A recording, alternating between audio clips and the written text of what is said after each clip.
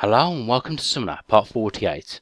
And with those few side quests handled, we will now journey on to the Monastery of Iona. And again, the enemies have red numbers when they get attacked now, for some strange reason. Now that little fire burst that Lich did there is the Fire Move Inferno, which I never use because I find it does more damage to allies, but then again, my party members should have really high magical defense at this point. But yeah, again, this is like the 4th time we've been here. I guess more if you include side quests. But on the bright side, we shouldn't be here too long. And in fact, destroying the demon will be the last thing we need to do here.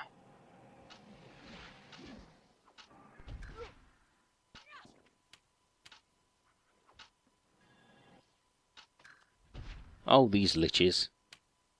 Always, well, you know, at least those enemies give off the Tome of Revive.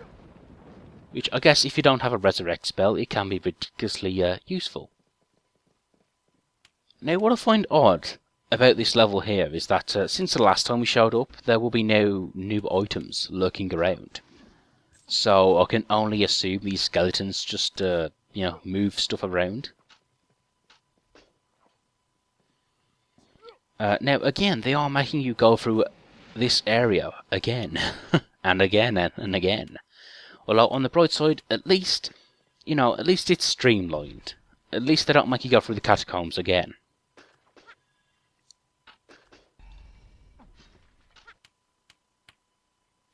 Oh, this is a nice item, the Dibassa.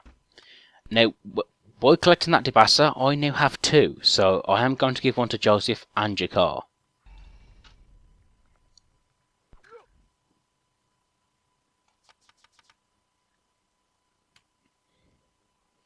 You know, it's weird with all these special swords and these big, heavy, physical weapons like the Warhammer hammer you just saw there. You know, this simple Dibassa, you know, it's got 75 power. There are more powerful weapons in the game, of course, but its trip ability is the best thing ever. And now I've finally started equipping all the summoner bits of armor. And as you can see, he's wearing the summoner leggings as well as these summoner boots. And they, you know, you can sort of see his final costume coming together. Now, at some point in the game, we do find the summoner chainmail, and once he puts that on, that will sort of complete his costume, as well as these summoner gauntlets. Although I can't remember where you get them from. Again, I sort of like these two-headed skeleton figures you just saw there, very briefly, of course, but it kind of gives you the impression that there were 2 people, 2 bodies, and they sort of got merged together, which is a pretty grim thing for your afterlife. Not only are you dead, but yeah, you're sharing your undead life with someone else. Another head right there on your shoulders. And now this enemy here is the Frozen King, or whatever, and he has a sort of long, stretching Freddy Krueger hand. And yeah, I suppose he's actually a cool enemy with his stretchy hand there, but yeah, he's not really that threatening. In fact, I think this Leech here with his healing ability is more threatening, or at least more of a nuisance.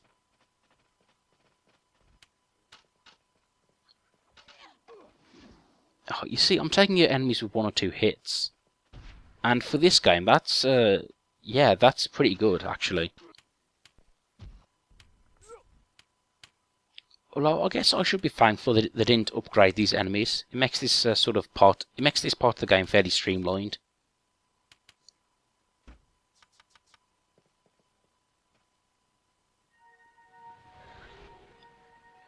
And I guess all these undead enemies came from the catacombs. They were released and sort of stormed the area.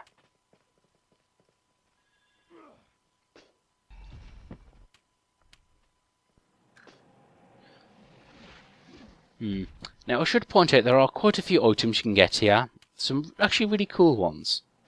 If you can just sort of hack my way through these enemies here, which really they're just wasting my time at this point. But yep, up around this ledge here we will find the Ring of the Gods. 40 plus HP, 20 plus AP. Actually fairly useful.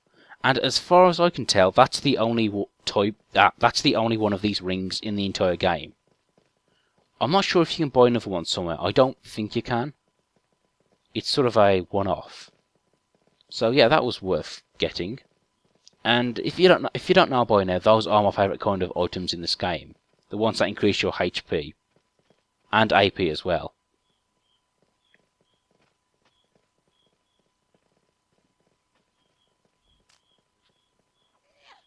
Oh, where did he come from?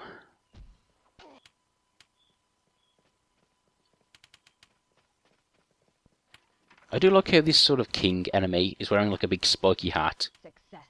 Hey, another Dibasa. Now I have one to spare. But anyway, if you go up this area here, you will find the Dust of Ihor, which will complete, well, once you give it back to the merchant, will complete the Seeds of Ihor Part 2. And like I said, those, that dust wasn't there before. It, would have been nice to collect these items beforehand. Because, yeah, when it comes to the side quests in this game, most of the items don't show up unless you have that side quest activated. But, oh well.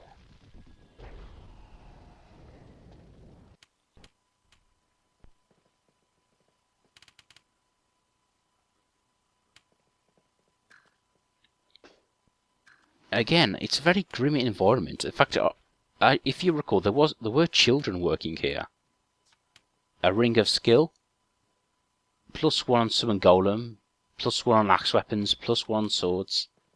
I suppose the idea is that it's good for Joseph because he's a jack of all trades. And by the way, the Summon 1 on the Jade Golem, I don't know if that makes a difference because I'm not sure if they have stats or something. And if it's a +1 summon on the Jade Golem, does that mean the Jade Golem is more powerful, or your summon is quicker, or something? I'm not exactly sure what that means. But nevertheless, I give Joseph some of his fancy rings. And of course, you could point out the fact that you can only equip 2 rings. And of course, we all have like 8 fingers. So, but then again, if you could equip 8 rings of health, that would make you pretty unstoppable. I kind of wish they would let you do that, actually.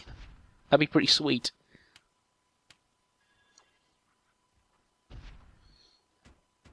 Although perhaps they did intend you to wear like up to 8 rings when they first designed this game, but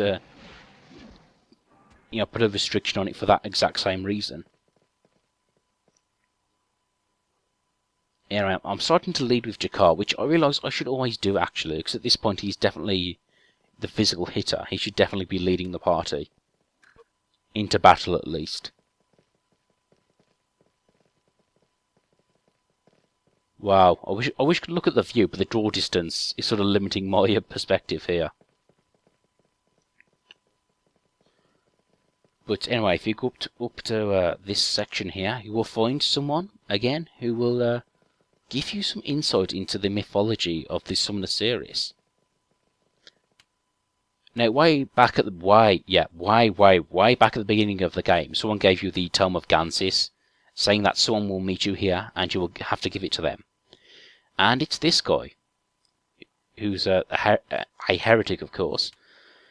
And he goes on to explain how there's actually more than 4 gods. There are lots of thousands of gods, microscopic ones even, which are sort of weaved into the environment. And I actually really like this twist. And anyone who's read the Terry Pratchett series will know that's actually how the gods work in those books. There are millions of microscopic gods lying around the area, and the more people that believe in them, the more powerful they become. But then again, that's the whole premise of the Terry Pratchett universe, that belief can affect reality. But I'm going a bit off topic here. When I was saying that, again, to refer to the sequel, they sort of give you a very different view of the universe in that one. Apparently there are no gods at all. There is only a force of creation and a force of chaos.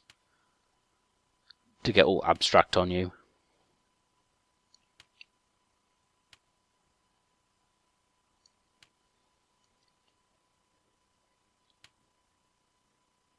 But yeah, anyway, he gives us some experience and some items there, some armor, which I don't really put on right away, so I don't think it was too useful. But I must say, he's rather fancily dressed. I do like that red and gold outfit.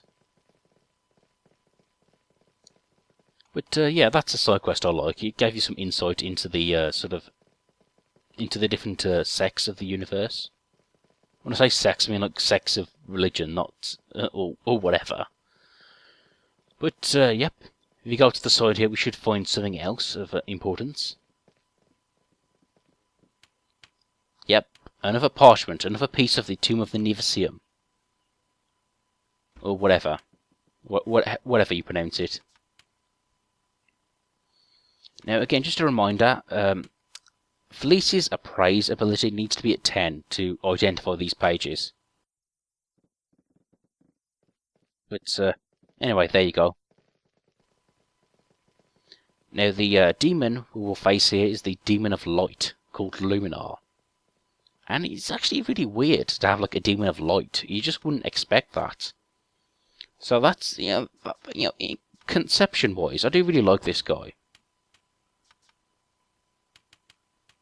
Now I just want to cast a few buffering spells here, because again he is fairly physical. So honestly, I must say that Protect is a definite, it's a really good spell to use in this game. Also, I cast Regenerate as well, just to, buffer myself up. And of course, Joseph is wearing an item which will always cast Regenerate on him. I picked that up from Galien at the palace, if I recall.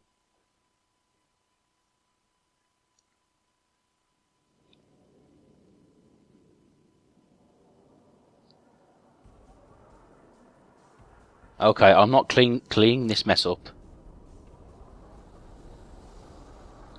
Oh, look, it's Navi. Let's kick her ass.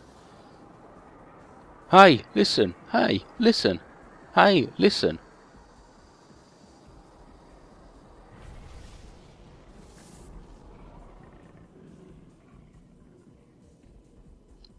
Now, in terms of design, I don't really like this guy. He's just kind of lanky.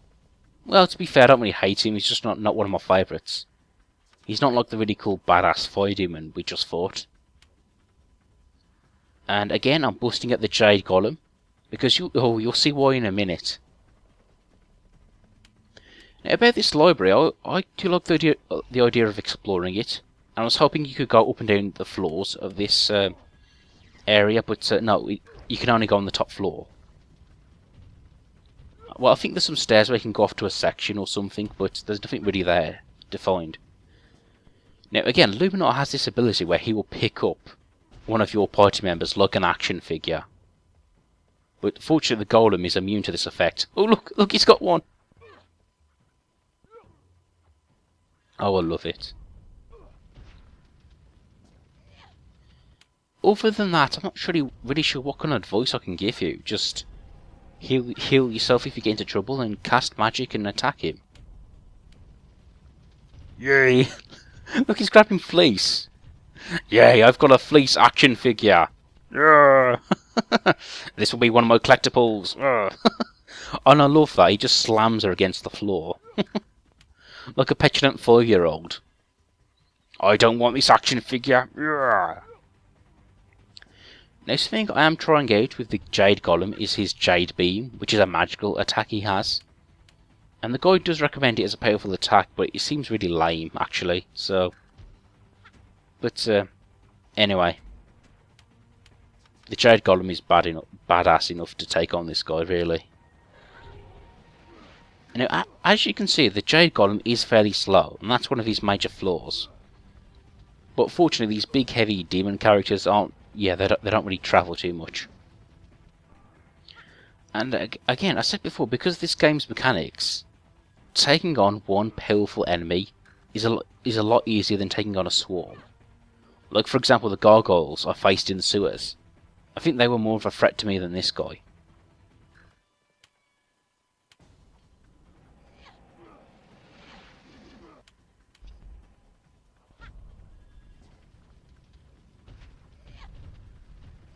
But yeah, just a couple minutes of brawling with this guy and he's nearly done for. But again, it is quite novel to have a Demon of Light. You just wouldn't expect that as an idea.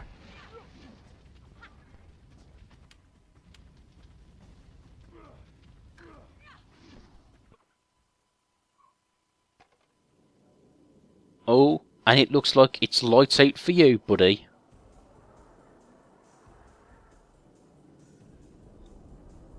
Vacuum ring activate. Begin sucking.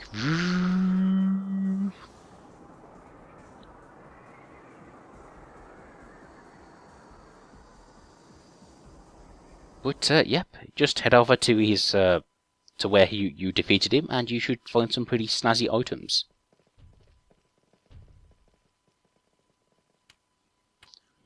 The Mephilius wrappings. Ooh, kind of like a fancy armor for Rosalind. That's appreciated. The Gork Smasher, which honestly doesn't look that good. I mean, does it have another effect I'm not aware of? I mean, it's got 60 damage, doesn't look too good. As the Midnight Plate Mail, which I think I already have one